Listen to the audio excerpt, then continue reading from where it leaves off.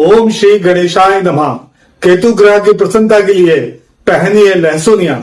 ज्योतिष में जब भी राहु और केतु का नाम आता है तो जातक को समझ में आता है कि उसके दिन अब खराब होने वाले हैं। राहु और केतु छाया ग्रह हैं तथा हमारे जीवन पर काफी प्रभाव डालते हैं। मूलांक 7 के जातक का यह ग्रह प्रतिनिधित्व करता है तथा अगर अशुभ हुआ तो रातों रात उसका नुकसान हो जाता है। कहा जाता है कि अशुभ केतु की दशा जातक को फटे कपड़े पहनने में मजबूर कर देती है, यानी जातक को भिखारी की दशा में पहुंचा देती है। इसलिए जब भी ये दशा आरंभ होने वाली हो तो हमें उसका उपाय जरूर करना चाहिए। इसलिए हम आपको बताने जा रहे हैं लहसुन या रत्न के बारे में, जिसको अंग्रेजी में कैट्स आई भी कहते हैं। इसको धारण करने से केतु का अशुभ प्रभाव दूर हो जाता है। यह बिल्ली की आंखों जैसा चमकीला और पारदर्शी होता है। यह घाना, बर्मा, ब्राजील आदि देशों में पाया जाता है। यह सफेद, हरा सफेद, पीला सफेद होता है। इसके बीच में एक धारी रहती है। इसको धारण करने से मानसिक रोगों में बहुत सहायता मिलती है।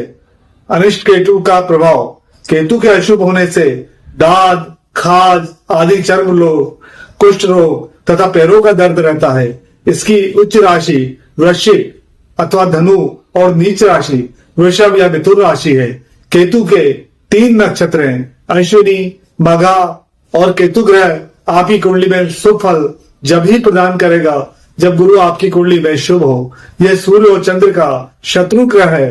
कुंडली में यह सदैव राहु से 7वें स्थान पर रहता है तथा इसकी चाल हमेशा वक्री या उल्टी रहती है।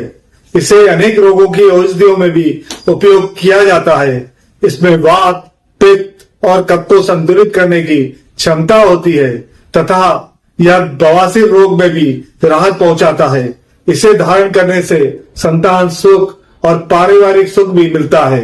लहसुन या धारण करने से अजीर्ण, वात, मधुमेह आदि रोगों में भी लाभ मिलता है।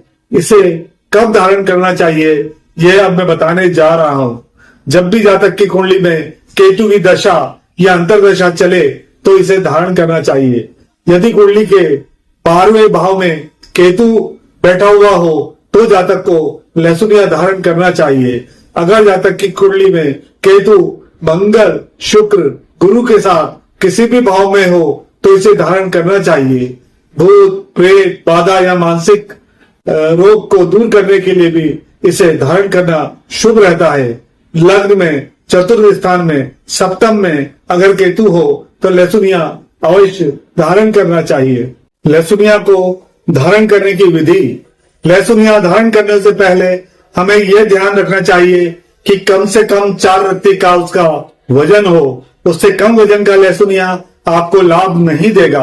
अश्विनी, मघा या मूल नक्षत्र में उसे धारण करना चाहिए। इसे अष्ट धातु या चांदी की अंगूठी में जुड़वा कर मध्य उंगली में बुधवार व शनिवार शाम को सूर्यास्त के बाद धारण करना चाहिए। इसकी अवधि समाप्त होने के पश्चात नया रत्न पूजा अर्चना कर पहनना चाहिए। निम्नलिखित मंत्र का जाप करके उसे पहनना चाहिए। अंगूठी को सर्वप्रथम पवित्र जल से स्नान कराकर उसको मंत्रों का जाप कर पहनना चाहिए। वो मंत्र है ओम केन केतुए नमः। 108 बार उसका हमें जाप करना है।